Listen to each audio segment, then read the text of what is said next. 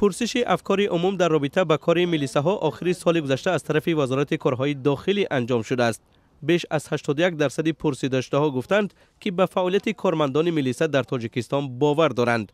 بیش از 74% گفتند که سالهای آخر فعالیت میلیسه بهتر شده است.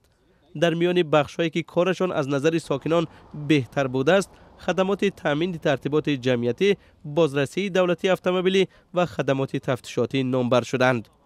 مرکز علمی تحقیقاتی وزارت کارهای داخلی گفته است پرسش بر اساس 17 سوال برگزار شد، اما در حال حاضر سنجیدن درستی نتیجه های این پرسش توسط منابع مستقل امکان ندارد و این هم در حالی است که سالهای اخیر بعضی از ساکنان تاجیکستان از برخورد نامناسب ماموران میلیسه شکایت دارند. دوام 7 سال گذشته در تاجیکستان تلاش‌ها برای گذشت از نظام میلیسه به پلیسیا ادامه دارد. قرار است سال 2020 اسم میلیسیا به شیوه بین المللی پلیسیا عوض کرده شود. در میان آرمان‌های کلی این اصلاحات بالا بردن سطح کسبی خادمان حفظ قانون، مبارزه با فسادکاری، خاتمه دادن به شکنجه و بدرفتاری با بازداشت شده ها می باشد.